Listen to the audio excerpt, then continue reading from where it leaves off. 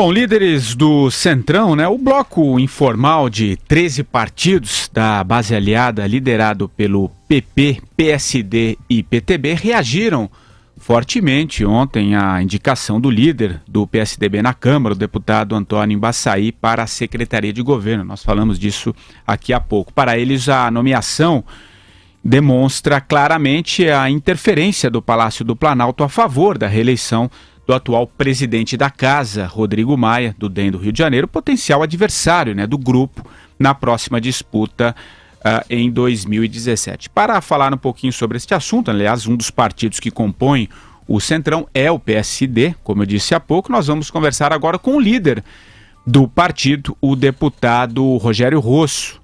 Deputado, um bom dia, tudo bem? Bom dia, tudo bem?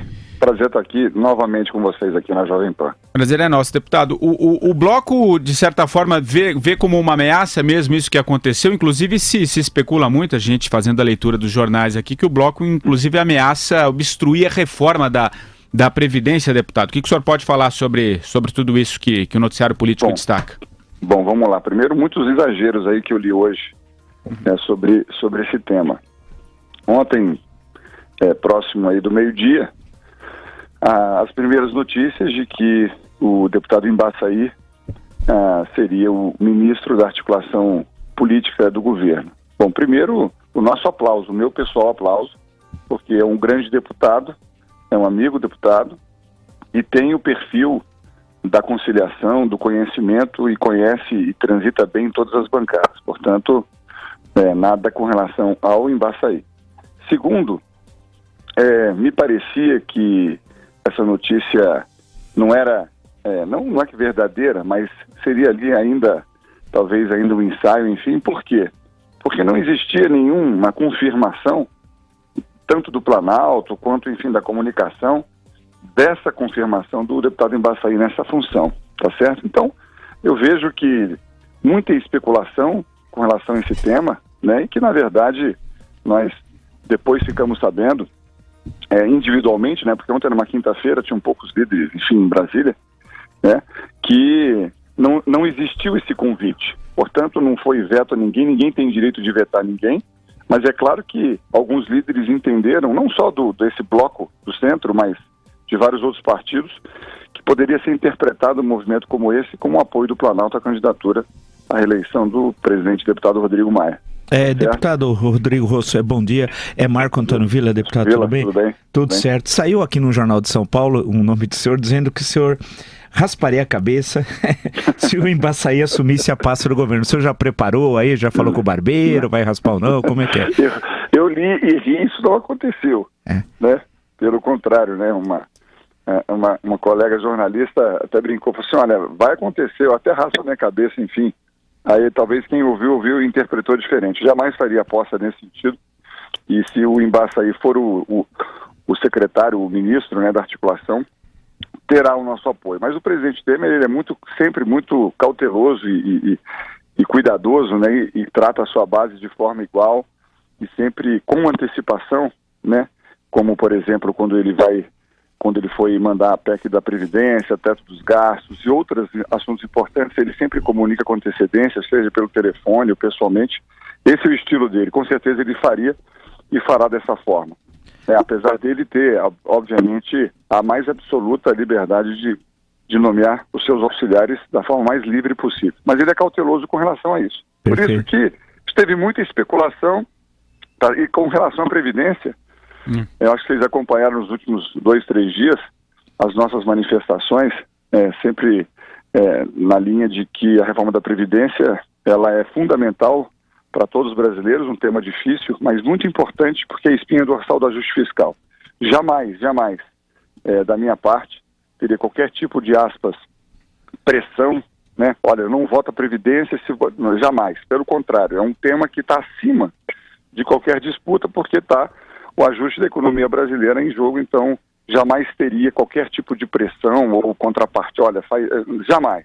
É muito importante para entrar nessa questão. Deputado Rodrigo Rosso, o senhor que é um dos líderes aí do Centrão, o bloco não aceita a reeleição do deputado Rodrigo Maia, né, à presidência da Câmara, né? Olha, a questão é a seguinte, a legislação brasileira, tanto a Constituição quanto o regimento da Casa, não permite reeleição de presidentes da Casa, principalmente na mesma legislatura. Ou seja, quem foi presidente nos primeiros 2 anos não poderá ser-o nos outros 2 anos. Né? Isso é uma vedação, não permite, né? Não é permitido isso. Portanto, essa é a primeira questão. A segunda questão é, nós enfrentamos um momento de tanta instabilidade política, enfim, no Brasil, econômica, fiscal, jurídica, e você vai ir para uma eleição, presidente da Casa, assim, judicializada ou com um conflito constitucional flagrante, a gente entende que não é o melhor para o país. Por isso que também não é nenhuma questão de veto. Rodrigo Maia, repito, faz um bom trabalho, mas nós entendemos que originalmente ele não pode ser candidato por causa de um limitador constitucional. Sim, o senhor teme a delação do Odebrecht? Não, graças a Deus, zero. Graças a Deus, zero. Fugindo da política, deputado, o senhor é advogado, tributarista, alguma visão aí para a reforma tributária do país, não? Olha, eu acredito que essa sua pergunta talvez é a que traduz o meu pessoal sentimento. Acho que a reforma da Previdência é fundamental, mas a tributária, se a gente não fizer, o Brasil não consegue mais gerar emprego. Essa é a minha opinião. Por quê?